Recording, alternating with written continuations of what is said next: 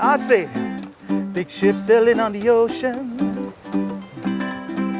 big ship sailing in the ocean, and breakfast with Bob and Tim. Hey, welcome back to Breakfast with Bob, 2015 edition. We're presented by EA Sports Nutrition, and we're also sponsored by Cliff Bar, Timex Roca, Tanya Pura, Rudy Project, and we're airing on slowtwitch.com. Our next guest, 7th place last year, Mr. Tim Van Berkel. Tim, how you doing? Yeah, I'm good, thanks, Bob, and thanks for having me. Nah, really enjoy having you. So take me back. You were a Aussie Rules football guy, right? Yeah, I played a bit of football growing up. I wasn't very good at it, Bob. Yes. Hence why I'm doing triathlon now. When did you make the transition? I think I was about 17, 18. A couple of my footy mates in the summertime, we did some triathlons just to keep fit, and that's how I caught the bug, and then I end up seeing this race on TV, and I'm like, yeah, well, I want to do that one day. And so that was it. That was it, yeah. And I started training, and I mucked around for a few years, and I did a few Ironmans. I got about 15 Ironmans before I made the trip out to Kona. No, you weren't involved with the whole ITU or any of that stuff.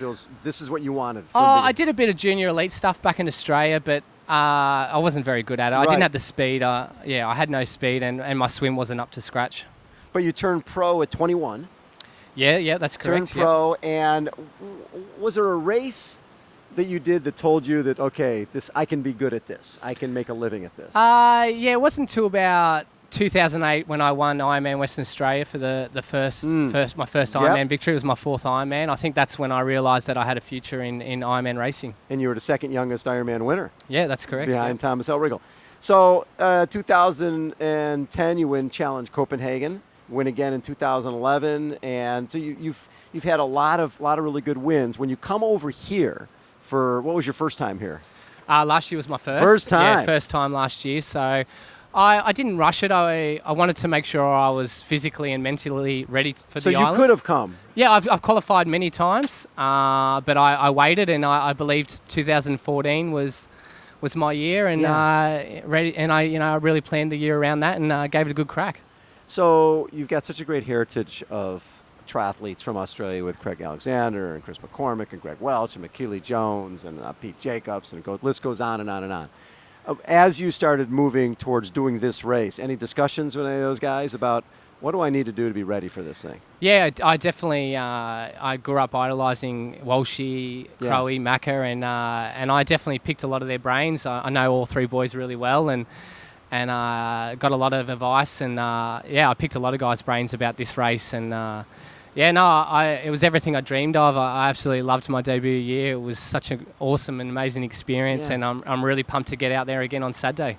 So when you look back at the race from last year, and 51, 21, 436, 250 for your first time out, that's really impressive. Did anything surprise you? Considering how far I ran up to in the marathon, I got up to 4th, and I was only 70 seconds off second and third off Hoff and Van Leer coming out of the energy lab. So being that high up in my debut race was a bit surprising, but definitely the last 5-6K, the wheels kind of fell off a bit, and I faded to 7th. But still, I was stoked to go top 10 on my debut year. So when you look back at that, when you start analyzing it after the race, when you looked forward to this season, was this the goal? Was this is what I'm building for? Yeah, definitely. I planned my whole season around this race. I had 2 goal races, Ironman Melbourne and Ironman World Championships here in Kona. So the year was planned around those 2 races, and I think going top 10 last year was definitely a big confidence booster for me for racing this year, and I think it's helped me this year. I got 2nd at Ironman Melbourne, 1 Sunshine Coast, and the form's good, and really looking forward to getting out there. So you've been here, you haven't been here that long, since last Friday. What, the weather seems similar to last year, or it seemed a little squirrelier? It seems a little bit hotter this year, but I spent the summer in Boulder this year, Colorado, and it was a hot summer, so I think I'm used to the heat. I went home for like a month, and it was a bit cooler, but I think it was enough to recover and get out here and get used to the heat. How did coming in 7th here change maybe the way sponsors looked at you, the way you looked at you? Did it sort of validate what you've been doing for these last number of years? Yeah, no, it's really changed my life. Sponsors believe in me a lot more now and backing me financially, which is nice and really takes the pressure off. You know, I can pick and choose races I want to do and really put all my eggs into that basket for those races. But yeah, no, it was definitely, for me, it was a big confidence booster and something I needed. It was, you know, I'm a guy that, and I have a lot of trouble believing in myself. I don't think that I'm good enough to mix it with these guys. Really? And I think, yeah, no, I'm not one of these cocky guys. You're not Chris McCormick? Come on. No, I look up to these guys and I idolize these guys. And to be racing and mixing with these guys, I think now I finally, you know, I am good. I can mix it with these guys, yes. So winning this race, I mean, once you start getting in the top 10, I mean, Pete Jacobs went from 9th to 2nd to 1st, and, you know, Hoffman went from 15th to 2nd. People do it all the time. People in the top 10 are the people we look at as potentially winning this race. What would it mean to you to win this thing? Oh, I've dreamed about it all the time. It would be life-changing. It would be amazing to win this race. You know, I don't know. I don't want to get ahead of myself. Let's just baby steps. But you know, if I could better my 7th on Saturday, I'd be very proud and very, very happy with that. Podium, you'd be excited about that? Oh, yeah, unreal. I think the win's still maybe a few years off.